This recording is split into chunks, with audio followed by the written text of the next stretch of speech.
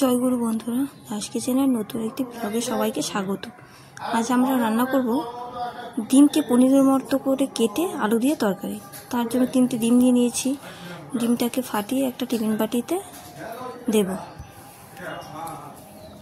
আপনাদের যতগুলো ইচ্ছে ততগুলোই দিতে পারেন। আমি 3টে ডিম দিয়ে করবো, তাই 3টে ডিম দিচ্ছি। ডিমের সাথে একটু দিয়ে দিচ্ছি নুন, একটু হলুদ দিয়ে ডিমের সাথে ভালো করে মিশিয়ে নেব। মেশানো হয়ে গেছে, এখন এটাকে একটু ভাপিয়ে নেব।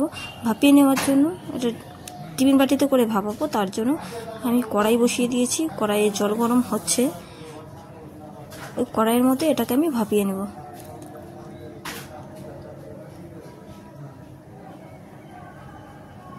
ঢেকে দেব।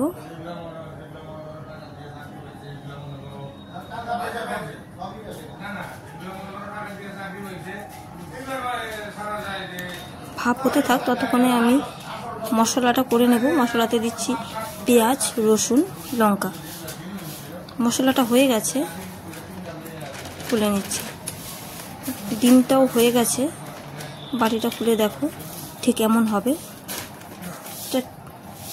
এখন তুলে পনির সাইজ করে কেটে নিয়েছি। এটাকে এখন ভেজে নেব তেল দিয়ে। তার জন্য কড়াইয়ে তেল দিয়ে দিচ্ছি।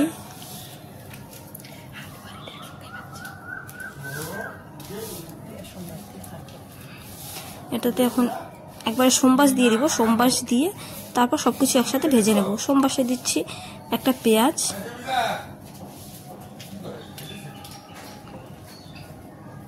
পেঁয়াজটা ভাজা ভাজা হয়ে গেছে, লাল লাল করে ভেজে নিয়েছি। তারপর আগে থেকে সেদ্ধ করে রেখেছিলাম সেই আলুগুলো দিয়ে দিচ্ছি। এর সাথে এখন একটু অ্যাড করবো নুন আর হলুদ। এখন ভালো করে মিশিয়ে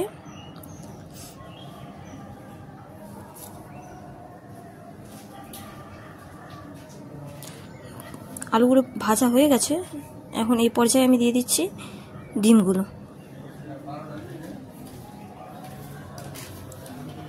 সব কিছু ভালো করে একসাথে ভেজে নিচ্ছি।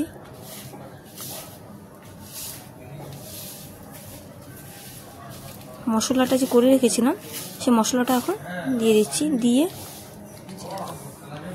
কষিয়ে নেব। আর হ্যাঁ, মশলাতে যেহেতু জিরে গুঁড়ো দেওয়া ছিল না, তো জিরেটা এখন অ্যাড করে দিয়েছি। এখন মশলাটা সব কিছুর সাথে ভালো করে মিশিয়ে নেব।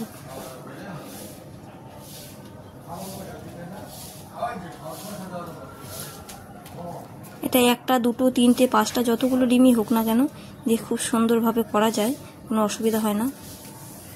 মশলাটা হয়ে গেছে, এই পর্যায়ে ঝোলটা দিয়ে দিয়েছি।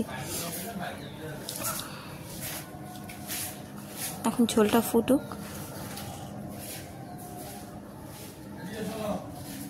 ঝোলটা ফুটে গেছে, এখন একটু গরম মশলা দিয়ে দিচ্ছি। আর 1-2 মিনিটের মতো নেড়ে নামিয়ে নেব।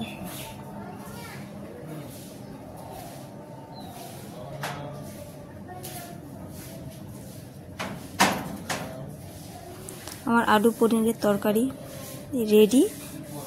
ডিমের পনির করে আলু দিয়ে তরকারি রেডি। কেমন হয়েছে সবাই জানিও। ভালো লাগলে লাইক, কমেন্ট, শেয়ার করে পাশে থেকো। দেখা হচ্ছে পরবর্তী নেক্সট একটি ব্লগে। আর হ্যাঁ, সাবস্ক্রাইব করা না থাকলে অবশ্যই সাবস্ক্রাইব করে দিও। জয় গুরু, টাটা।